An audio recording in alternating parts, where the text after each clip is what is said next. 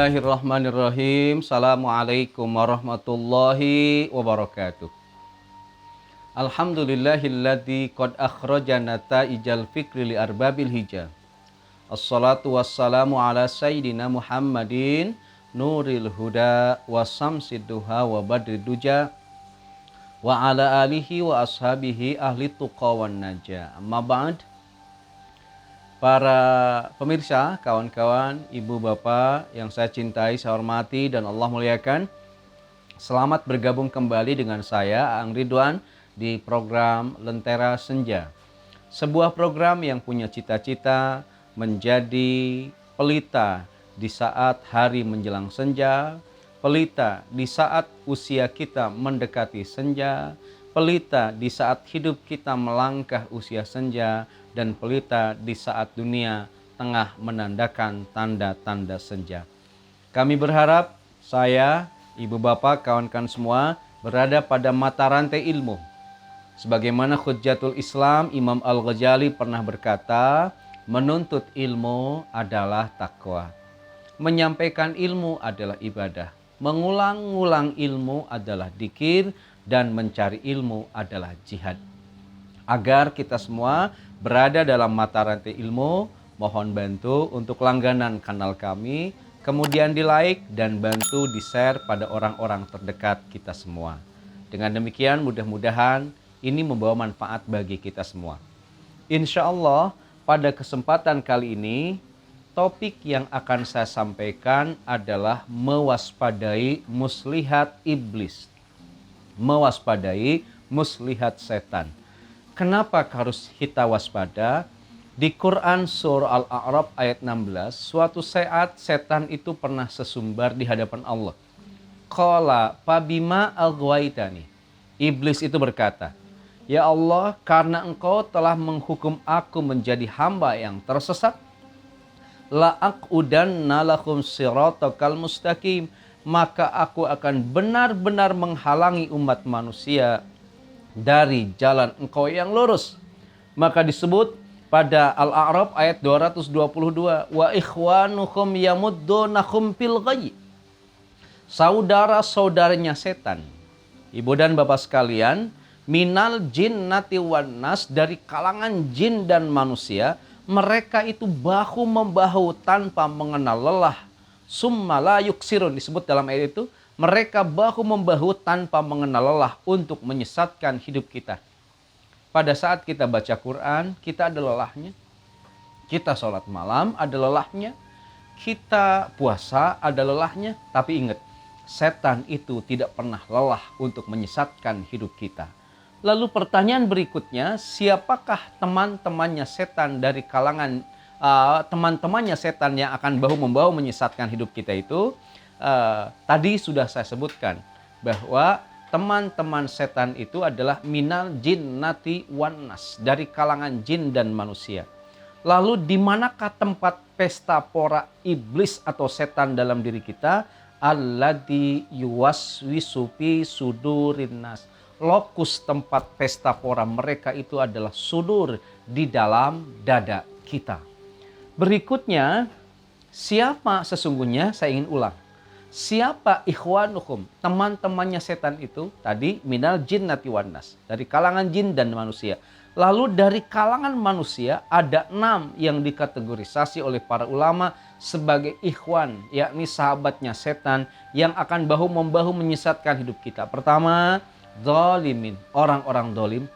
2, fasikin, orang-orang fasik.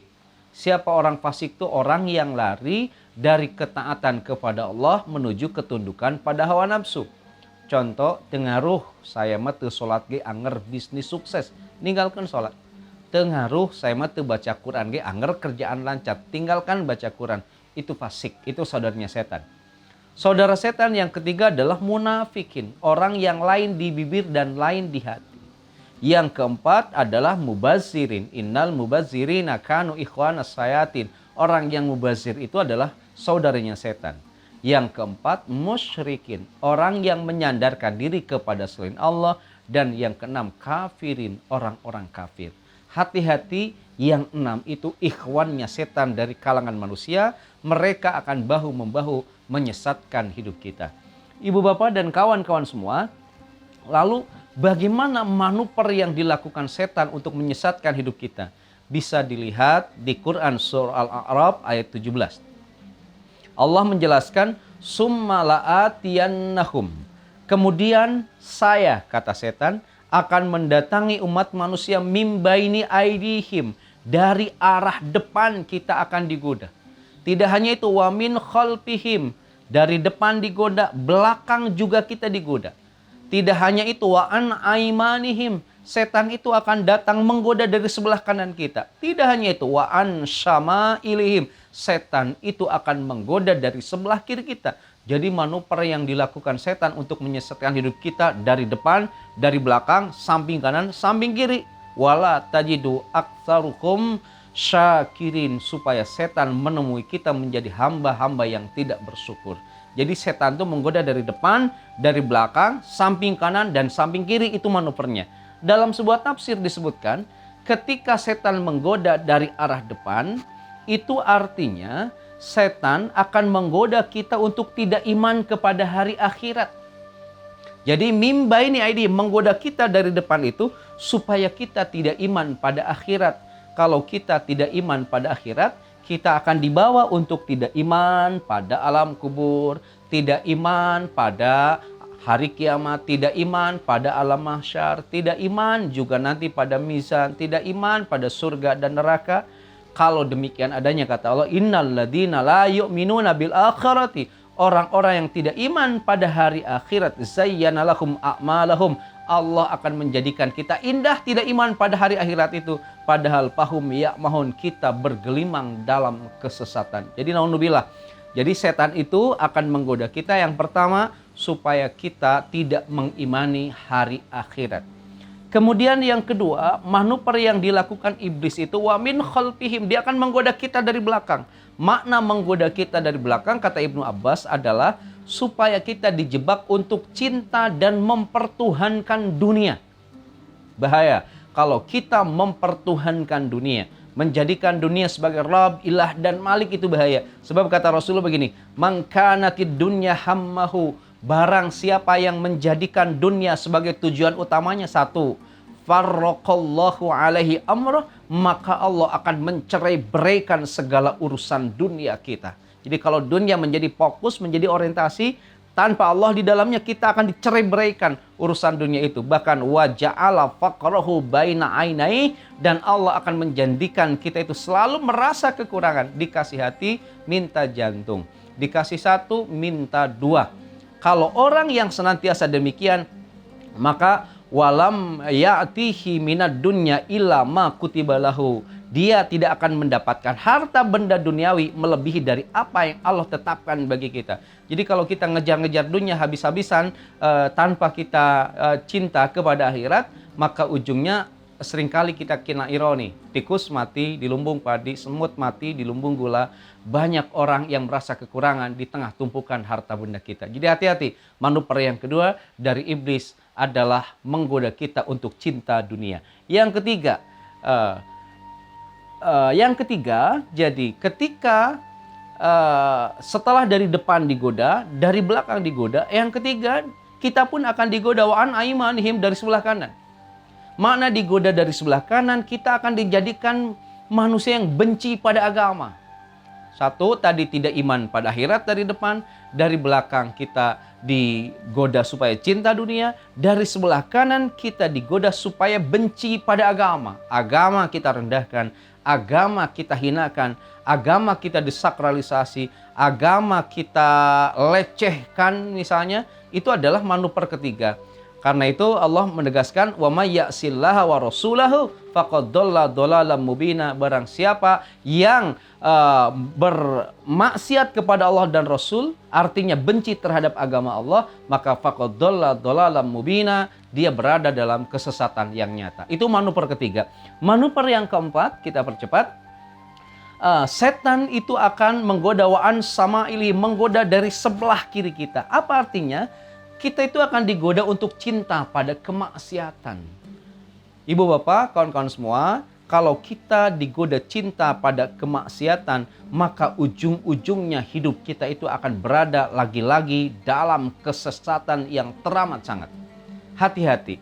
Nah, sekarang yang kita butuhkan adalah apa yang harus kita miliki sebagai perisai agar setan tidak menggoda kita, agar kita tidak terjebak pada muslihat setan. Ini jawabannya ada di An-Nahl ayat 98, Al-Baqarah ayat 255, Al-Mu'minun ayat 97 dan 98, dan Al-Mu'awwidatain gitu ya, atau yang disebut dengan Qul a'udzu birabbil falaq dan Qul a'udzu birabbin nas. Sekali lagi, 4 perisai benteng supaya kita tidak disentuh oleh muslihat iblis atau setan. 1 An-Nahl 98, 2 Al-Baqarah 255, 3 Al-Mu'minun 97 98 dan Al-Mu'awwidatain. Yang pertama An-Nahl ayat 98 adalah isti'adah.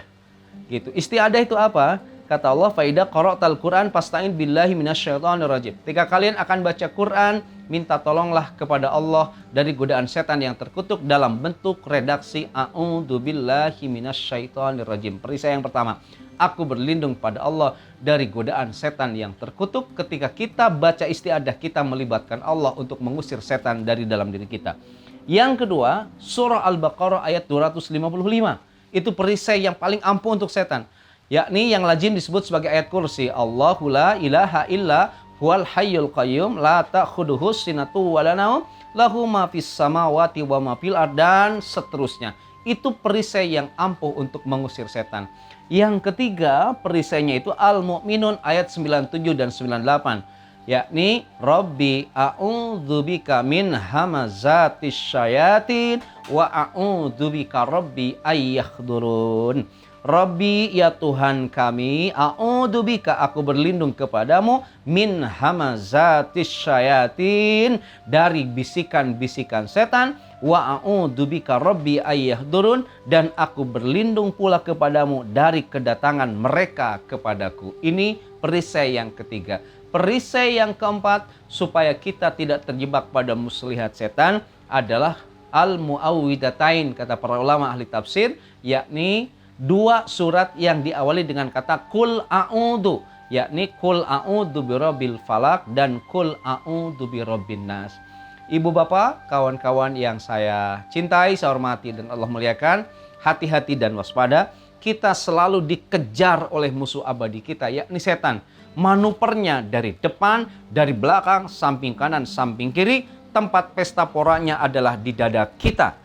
Yang mereka inginkan supaya kita miskin rasa syukur kita kepada Allah, maka dada kita jangan sekali-kali kita kosongkan dari 4 aspek tadi ya. Kita baca a'udzubillahi minasyaitonirrajim, baca ayat kursi, baca Al-Mu'minun 9798, lalu kemudian kita baca Qul a'udzu birabbil falaq dan Qul a'udzu birabbin nas. Mudah-mudahan kita semua selamat dari jebakan dan jeratan kemaksiatan dari setan, hingga kita tidak hanya bahagia dan selamat di dunia ini, tetapi juga bahagia dan selamat di akhirat nanti. Sekian dan demikian, mudah-mudahan ada manfaatnya. Wallahu waliyut taufiq wal hidayah. Assalamualaikum warahmatullahi wabarakatuh.